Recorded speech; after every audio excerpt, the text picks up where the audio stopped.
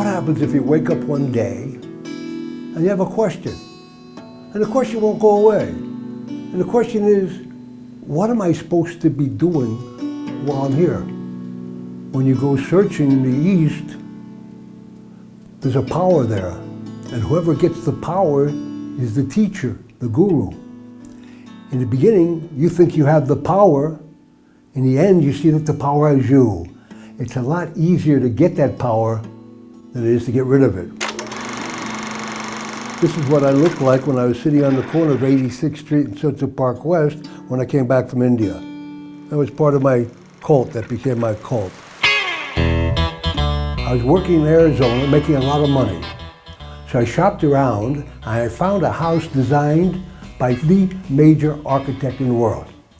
I took out my checkbook to write a check to pay for the whole house. But I stopped and I thought, what happens next year when I make more money? Am I going to have to buy another house? And then another house? Is that what I'm in the world for? I did the only thing possible. I became depressed. But it was the 60s, and somebody came by and gave me a strange cigarette. Wow, everything got happy. Wonderful.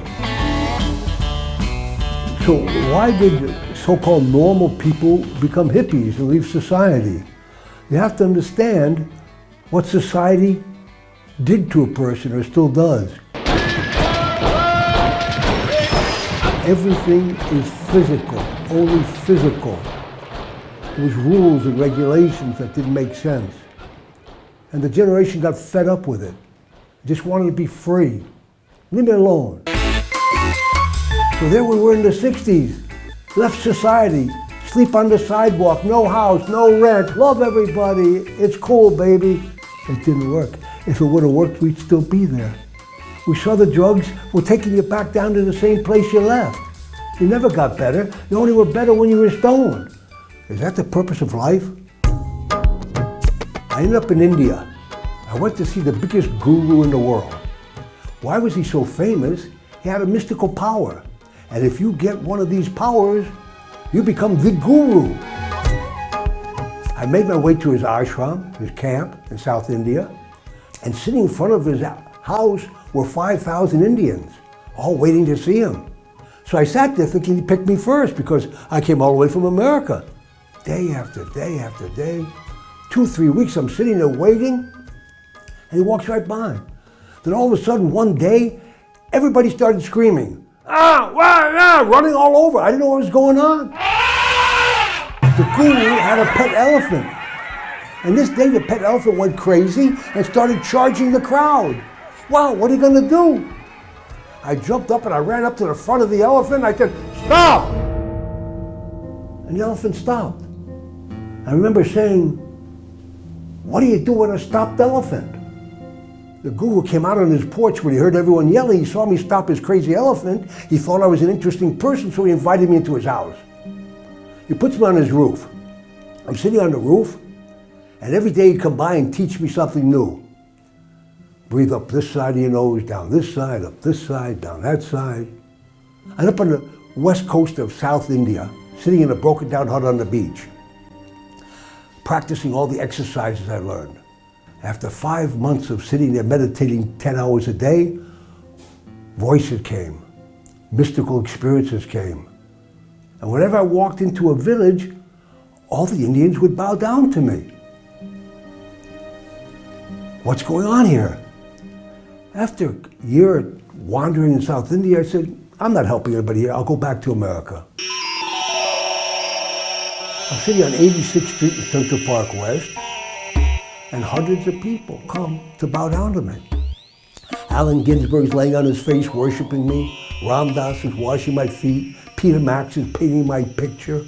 4 television cameras trying to climb over the crowd to get to me and asking, what is this power we feel coming from you?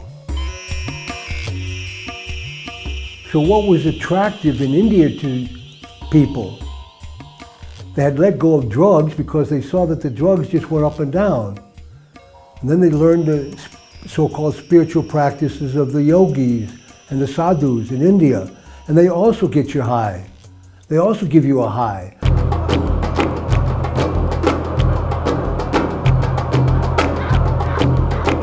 Their objective is to practice these things so you will gain detachment. You will be able to be calm and leave the world. Become isolated, alone, no more desires. And during this trip, I stopped talking. I invented a sign language so I could say whatever I wanted by moving my hands. Watch, you can get it very simply. I'll say the words in the beginning. You want to know what I think. Do you understand? Understanding comes easy. So hundreds of people could speak this language then. 23 hours a day, I meditated. 24 hours a day, I didn't talk. I did it for over 3 years. Now, what do you think would happen to somebody to do something like that? You go totally nuts. I had more voices in my head than you have on your iPod. But the voices would tell me things that were true. In 5 minutes, Charlie's going to come in the room. In 5 minutes, Charlie came to the room. So what would you do the next time that voice told you something? You listened to it. And the voice said, bang your head on the wall. Well, okay. And the voice said, harder. Something's wrong. At the same time this was going on, some Christians put notices in my bathhouse about Christian healers. Now these Christian healers have amazing power. They could lay their hands on people in wheelchairs and the people would jump out of the wheelchair. And the healer didn't jump into the wheelchair. So why was I stuck in my chair all those years trying to help the people I was helping? This is the power of God. This is the power of God. This is the power of God. This is the power. I got my driver to drive me every Christian healer I could find. What do you know? I learned how to do that. And I'm walking down the Bowery and I grab a guy.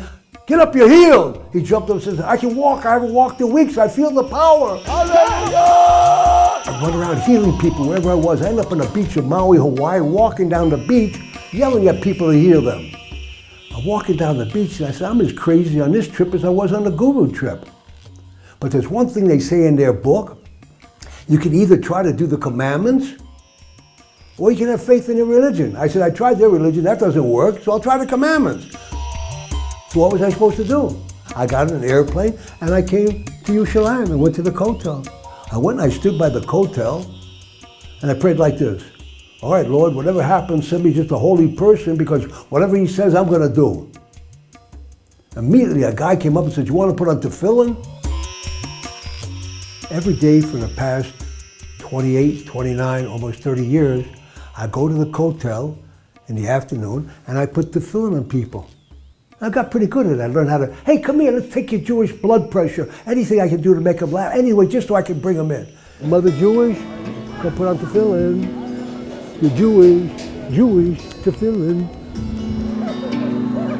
Asher Kirishanu. Asher Kirishanu. V'mitzvotav v'tzivanu. V'mitzvotav v'tzivanu. V'oniach tefillin. V'olinach tefillin. Don't talk now, hold still. Hold your hand right there. You gotta marry a Jewish girl. You understand? So why did I stay with the Torah all these years? Why didn't I move on like I did in the other trips?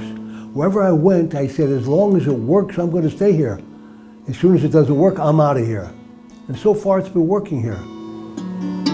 If you practice the Torah only with the physical aspects, the details, it's going to become a burden. But if you also include the spiritual aspects to Torah, then every mitzvah you do becomes elevating. The problem is that these Israelis have not found the spiritual perspective in the Torah here. And where do they go? They go to the guru there. And they see, wow, this guy's talking about exciting things. Not like the rabbis who said, you gotta do this and you gotta do that. If they would find the spiritual perspective here, there would be no thought to leave here to go look for that over there. If a person's born in a religious family, in a religious community for generation, they're very content just to do what they're supposed to do, the black hat and the tefillin and the Shabbos, it's enough for them. But for someone who's searched around the world, it's not enough, and we need more. We need to see some light. We need to see some experience, some reason and purpose, some reality now. And this is the advantage that the Israelis that are not religious have, but they don't know it.